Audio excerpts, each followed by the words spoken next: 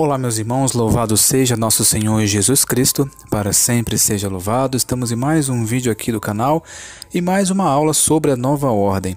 E eu achei interessante e conveniente fazer um estudo também sobre a maçonaria na Igreja Católica, não é? E por que, muitas pessoas se perguntam, por que a igreja está como está? Por que a igreja está caindo num descrédito?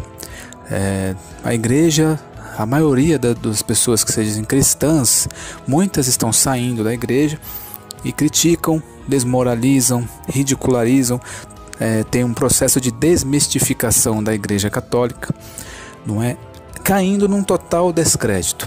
E cada evento que acontece de algum ato ilícito, de algum padre, de algum bispo, isso reforça mais ainda a tese de algumas pessoas para que a igreja seja uma igreja falsa, uma igreja que é uma igreja do demônio e assim por diante. Mas como é que a igreja católica chegou neste ponto? Como é que as pessoas usam esse estereótipo da igreja sempre para o lado negativo? Porque hoje a igreja católica é tão mal vista pelas pessoas que não são católicas e até mesmo pelos próprios católicos. Vamos descobrir nesse vídeo, que provavelmente vai ter continuação, que é algo muito extenso. Eu vou tirar aqui um pouco de um documentário dos Templários de Maria, aqui do Padre Rodrigo Maria, que ele é um padre que se aprofundou muito nesse assunto e ele viveu este fato da maçonaria eclesiástica. Como vimos nos vídeos anteriores, a maçonaria, os senhores do mundo, eles estão em toda parte. Eles estão infiltrados em todos os setores da sociedade, tanto na política, na área militar, na mídia, em todos os lugares, inclusive na religião. Eles praticamente levaram para frente a igreja protestante. Eles adentraram, são os donos da igreja protestante. Muitos pastores protestantes são da maçonaria. E se você vê a adoração que muitos pastores têm por exemplo, o rei Salomão, se formos pesquisar quem foi o rei Salomão, e o que é o rei Salomão na maçonaria, o rei Salomão é como se fosse um Jesus na maçonaria. Ele é a peça principal da maçonaria. Então, não é à toa que muitos pastores evangélicos, pastores protestantes, idolatram o rei Salomão como um símbolo de prosperidade, riquezas, fazendo com que as pessoas queiram ter também uma riqueza, uma prosperidade aqui na terra. Mas qual é a ideia para fazer tudo isso? A maçonaria está dentro da igreja protestante e adentrou também a igreja católica. Isso já faz muito tempo, já faz um bom tempinho, para destruí-la por dentro. A principal igreja cristã do mundo. E é necessário esta agenda para a destruição do cristianismo, destruir todas as crenças protestantes, as crenças católicas, não é? É preciso que a gente veja as coisas de cima. Para estudar a nova ordem mundial, precisamos enxergar acima de um sistema. Para eles, não importa se você é católico, se você é protestante, ou seja lá o que for. Para eles, o que importa é dar continuidade à agenda para poder montar o cenário, fazer com que tudo se monte para a vinda do anticristo, para o final dos tempos. E eles movem as suas peças como um jogo de xadrez. E eles adentraram a igreja católica há muito tempo. As pessoas falam hoje do Papa Francisco, mas o Papa Francisco é apenas, como vou dizer, a cereja do bolo. Eu repito, vamos falar de um sistema, não vou falar aqui de pessoas, não vou falar aqui de religião, temos que enxergar acima de um sistema, amém? E o que fizeram com a igreja católica para a igreja católica cair em quase que total descrédito hoje. Vamos ler aqui um pouco sobre o plano maçônico para a destruição da igreja católica. Existe um plano, são 33 tópicos, ou seja, 33 graus da maçonaria, cada um tem um tópico aqui para a destruição da igreja. Esse vídeo vai ter continuação, amém? Essa aula é muito importante para todos saberem e descobrirem o que está acontecendo realmente. É importante que você veja esse vídeo até o final e acompanhe essas aulas e compartilhe, que é realmente muito importante, amém? Aqui o plano maçônico para a destruição da Igreja Católica. Normas do grande mestre da maçonaria aos bispos católicos maçons, efetivas desde 1962. Acionamento do Vaticano II. Todos os confrades maçons terão que referir sobre os progressos destas decisivas disposições, reelaboradas em outubro de 1993 com um plano progressivo para o passo final. Todos os maçons ocupados na igreja têm que acolhê-la e realizá-las. Ou seja, existem muitos bispos maçons que pertencem à maçonaria, eles chamam de os confrades, e estão na Igreja Católica para influenciar em muitas coisas, em decisões, em ideologias dentro da igreja. Aqui no Brasil existe muita ideologia comunista, ideologia socialista, a teologia da libertação. Mas isso vem também dos bispos, com a ajuda também da maçonaria. Como eu disse no primeiro vídeo e no segundo, falando sobre esses assuntos, quem paga a conta são os senhores do mundo, quem paga a conta é a maçonaria, os Illuminati, que esses globalistas estão acima da maçonaria, Eles não são a maçonaria. A maçonaria é uma entidade como se fosse uma religião, Mas eles estão acima deles também. Vamos ver aqui alguns tópicos nesse primeiro vídeo. Vou falar alguns tópicos e no próximo vídeo eu dou a finalização. Amém? Vamos lá. O primeiro tópico, o número 1. Removam de uma vez por todas a São Miguel, protetor da Igreja Católica, de todas as orações ao interior e ao exterior da Santa Missa. Remover suas estátuas, afirmando que elas apartam da adoração de Cristo. Olha só, realmente, vocês reparam que na missa não existe oração a São Miguel Arcanjo? E poucas igrejas têm imagem de São Miguel Arcanjo. A não sei que seja uma igreja cujo padroeiro seja São Miguel Arcanjo, mas dificilmente você vê alguma referência a São Miguel Arcanjo. E nós vemos que São Miguel Arcanjo foi o anjo que expulsou o demônio do céu, não é verdade? Segundo tópico. Removam os exercícios penitenciais da quaresma, como a abstinência de carne, as sextas-feiras e também o jejum. Impeçam cada ato de abnegação. Em seu lugar devem ser favorecidos os atos de alegria, de felicidade e de amor ao próximo. Digam, Cristo já mereceu por nós o paraíso, e cada esforço humano é inútil. Digo a todos que devem tomar em sério a preocupação da sua saúde. Estimulem o consumo de carne, especialmente a de porco. Olha só, esse segundo tópico aqui. Eles ainda não tiveram um êxito total, mas você vê que a ideologia está aí. Não mudou a crença da Igreja Católica em si, que nós não devemos seguir muito a Sexta-feira Santa, fazer abstinência de carne, mas só que tiver a ideologia que está sendo implantada em muitas pessoas que você deve conhecer. Por que devo comer carne? Por que eu devo fazer jejum? Se não precisa, Jesus já morreu por mim, Jesus já morreu pelos meus pecados, então não preciso fazer mais nada. Então, olha o pensamento entrando na igreja. Esse é o pensamento da maçonaria para influenciar as pessoas. Se você não tem uma crença forte na sua doutrina, na doutrina católica, você se deixa levar. Terceiro tópico. Encarreguem aos pastores protestantes de reexaminar a Santa Missa e de descaracterizá-la. Semeie dúvidas sobre a real presença de Cristo na Eucaristia e confirme que a Eucaristia, com maior aproximação à fé dos protestantes, e somente como pão e vinho é compreendida como um puro símbolo. Disseminem protestantes nos seminários e nas escolas.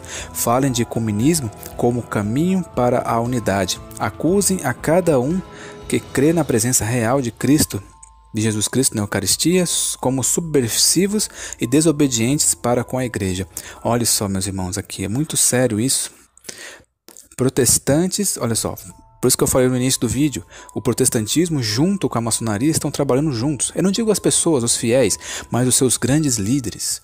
São todos, a grande maioria, esses grandes líderes protestantes são da maçonaria. E tem protestantes na Igreja Católica, São católicos protestantes. E tudo isso que eu falo são os líderes.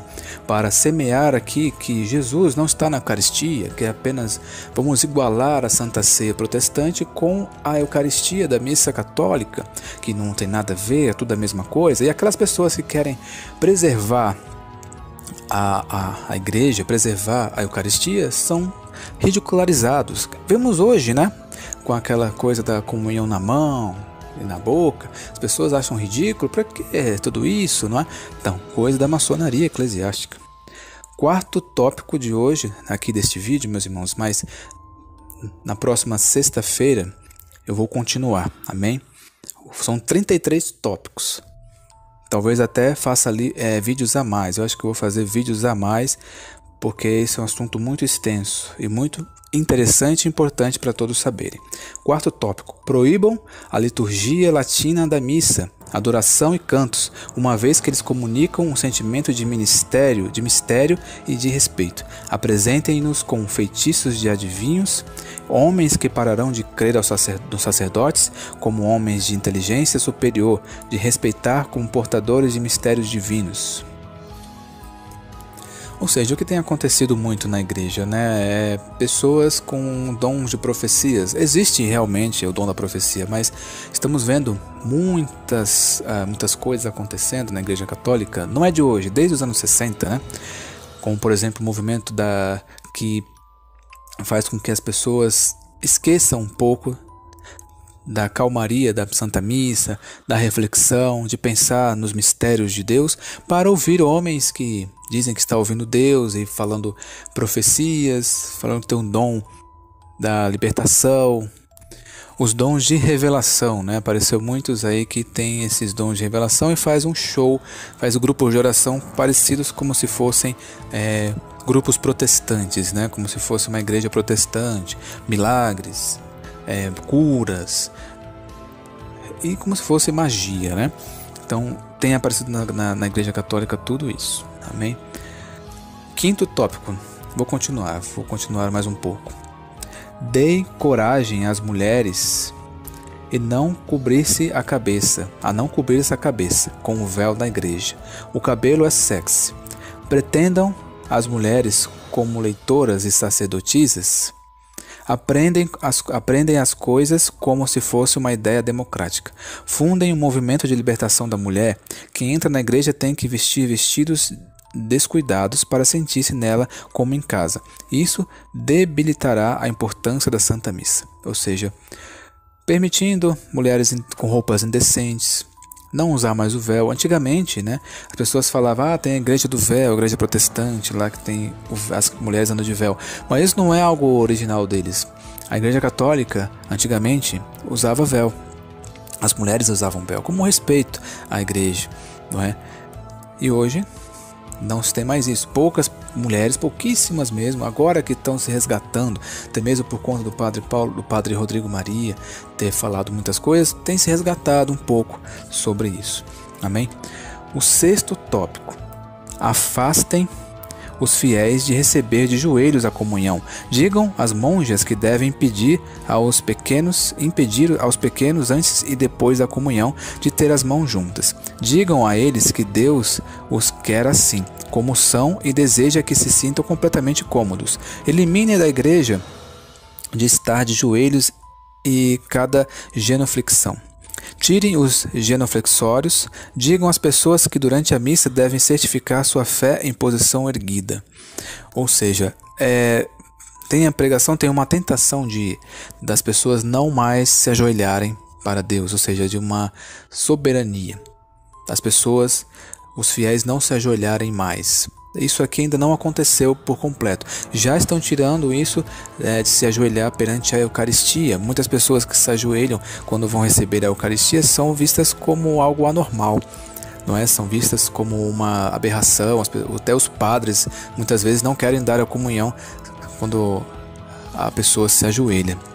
Mas eles têm ainda o plano de ninguém se ajoelhar mais em nenhum momento da Santa Missa. Mas graças a Deus ainda isso não ocorreu. Sétimo, eliminem a música sagrada do órgão. Introduzam guitarras, harpas judias, tambores, ruídos e sagradas risadas na igreja. Isso afastará a gente da oração pessoal e das conversões com Jesus. Impeçam a Jesus o tempo de chamar crianças à vida religiosa. Introduzam ao redor do altar danças litúrgicas com vestidos excitantes, teatros e concertos. Olha só o que acontece.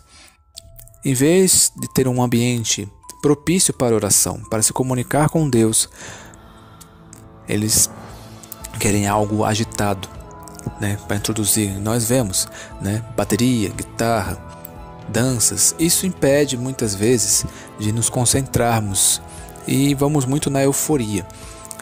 Quem segue muito esse estilo não consegue se concentrar muito e deixa as coisas levarem.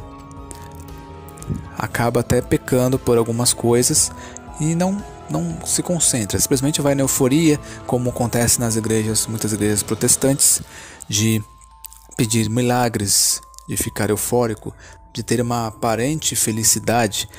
Vai para a igreja não para pensar em Jesus, não para pedir sua salvação, mas para se divertir e para se sentir aliviado, como se fosse a um psicólogo. 8º tópico. Tirem o caráter sagrado aos cantos da Mãe de Deus e de São José. Indiquem sua veneração como idolatria. Convertam em ridículos os que persistem. Introduzam cantos protestantes. Isso dará a impressão de que a Igreja Católica, por fim, admite que o protestantismo é a verdadeira religião, ou ao menos que ela é igual à Igreja Católica. Ou seja, nós vemos movimento realmente de pessoas que falam que é a mesma coisa a Igreja Católica e a Igreja Protestante. Que a Eucaristia não é de verdade, que é apenas igual o pão e o vinho que o protestante, né, o suco de uva, né, da Santa Ceia que o protestante faz, e tirar Maria da jogada, né, tirar Maria da religião, tratar qualquer pessoa que rezar para Maria, pedir a sua intercessão, simplesmente é algo idólatra, é uma idolatria. E até mesmo nós vemos católicos que já pensam desta forma. 9º tópico. Eliminem também todos os hinos a Jesus, uma vez que eles fazem pensar a gente na felicidade e serenidade que deriva da vida de mortificação e penitência por Deus, desde a infância. Introduzam cantos novos somente para convencer a gente que os rituais anteriores de algum modo eram falsos. Assegurem-se em que cada missa, ao menos um canto pelo qual Jesus não seja mencionado, em que em vez fale somente do amor para os homens, a juventude será entusiasmada ao sentir. Falar de amor para o próximo, anunciem o amor, a tolerância e a unidade. Não mencionem a Jesus, proíbam cada anúncio da Eucaristia.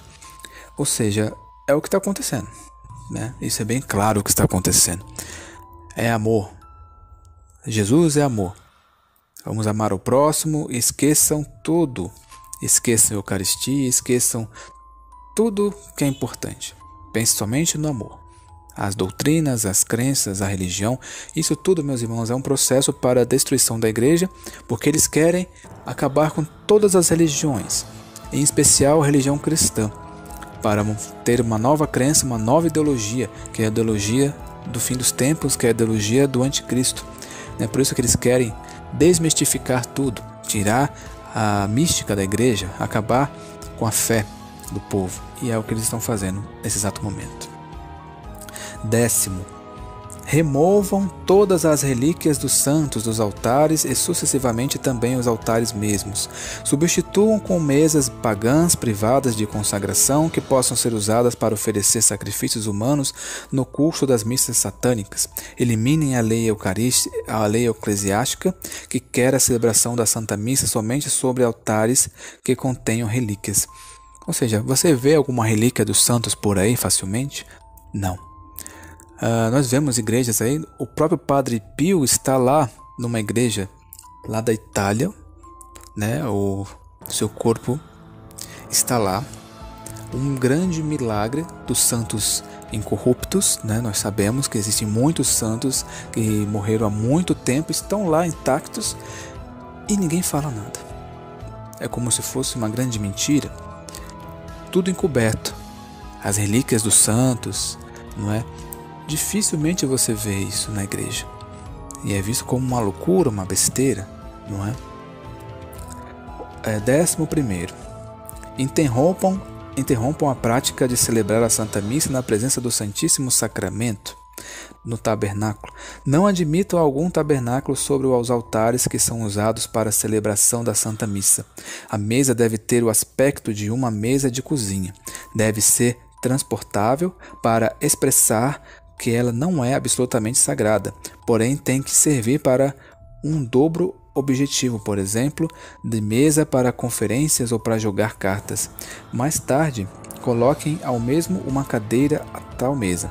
O sacerdote tem que sentar-se para indicar que depois da comunhão ele descansa como depois de uma comida. O sacerdote não tem que estar nunca de joelhos durante a missa, nem fazer genuflexões. Nas comidas, de fato, não se ajoelham, nunca. A cadeira do sacerdote tem que ser colocada no lugar do tabernáculo. Deem coragem a gente a venerar também e adorar o sacerdote no lugar da Eucaristia e obedecer-lhe no lugar da Eucaristia. Digam a gente que o sacerdote é Cristo, seu chefe. Coloquem o tabernáculo num local diferente, fora da vista. Ou seja, desmistificando tudo, fazendo com que o sacerdote seja mais importante que Jesus, não é? Como nós vemos, as pessoas estão obcecadas pelos seus sacerdotes e esquecem que a verdadeira adoração é a Jesus Cristo. A verdadeira adoração não é aos homens. Os homens são falhos, os homens erram. Nós vemos muitos padres errando, padres fazendo coisas erradas, mas nós não devemos deixar a igreja. Nós vemos aí muitas pessoas deixando a igreja por conta de padres. Nós vimos aí recentemente o caso do padre Robson, que ainda não foi totalmente esclarecido, né? A justiça está cuidando disso, mas já muitos cristãos católicos, muitos católicos já estão saindo da igreja por conta do padre, sendo que a igreja não é o padre, a igreja não é o papa, a igreja é Jesus Cristo, é Deus, né? As pessoas ainda não se deram conta dessa realidade, as pessoas acham que a igreja é o padre. 12º ponto. Façam desaparecer os santos do calendário eclesiástico, sempre alguns em tempos determinados. Proíbam aos sacerdotes de falar dos santos, exceto aqueles mencionados pelo Evangelho. Digam ao povo que eventuais protestantes, talvez presentes na igreja, poderiam escandalizar-se deles. Evitem tudo aquilo que molesta aos protestantes. Tudo que possa prejudicar alguém, que alguém não vai gostar. Um discurso politicamente correto, porque na igreja pode ter um protestante que vai se sentir ofendido se você falar de um santo. Então, anulando a fé católica, como se não fosse nada, como se fosse algo ultrapassado. Mais uma vez falo, desmistificação de tudo. 13º tópico. Na leitura do Evangelho, omitam a palavra santo. Por exemplo, em lugar de Evangelho segundo São João, digam simplesmente Evangelho de João. Isso fará pensar a gente de não venerá-lo mais. Escrevam continuamente novas Bíblias até que elas sejam idênticas àquelas dos protestantes. Omitam o adjetivo santo na expressão Espírito Santo. Isso abrirá o caminho. Evidenciar a natureza feminina de Deus como a de uma mãe cheia de ternura. Eliminem o emprego do termo Pai. É o que nós estamos vendo. Muitas vezes se fala apenas o Espírito de Deus. O Espírito nos une, não só corpo,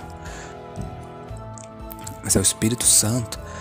A santidade é o principal, meus irmãos. Eu vou finalizar esse vídeo aqui falando uma coisa, porque eu vou continuar porque são 33 tópicos, é algo longo. Vou tentar finalizar no próximo vídeo. A santidade é o pilar. Jesus fala: sede santos como meu Pai é santo. Só entra no céu quem é santo, meus irmãos. E eles não querem que você saiba disso. Querem que a pessoa que quer ser santa hoje já está vinculado, por exemplo, com a pessoa que quer se aparecer, quer ser santinha, não é? Mas não é isso. É uma necessidade. Nós somos obrigados a isso. Senão nós não vamos para o céu. Sede santos como meu Pai é santo. E as igrejas protestantes e as novas igrejas católicas, aí entre aspas, não falam mais da santidade. Para sermos santos, pegar o exemplo dos santos católicos, São Francisco de Assis, São Padre Pio, não é? Não se fala mais neles. Não se fala mais neles. Se falam apenas nas coisas modernas, nas coisas do mundo. O mundo adentrou a igreja, não é? Bom, então é isso, meus irmãos. No próximo vídeo vou tentar finalizar os tópicos sobre tudo isso, mas vamos refletindo. E peço, compartilhe esse vídeo, compartilhe esse curso, essa aula sobre a nova ordem enquanto ainda é tempo, enquanto ainda se pode ver o YouTube. enquanto esses vídeos ainda estão disponíveis. Amém? Que logo, talvez, provavelmente, um belo dia vocês acordem e não tenha mais nenhum desses vídeos no YouTube, tanto meus como de qualquer outra pessoa que fale sobre esses assuntos. Amém? Então é isso, que Deus abençoe vocês e até o próximo vídeo.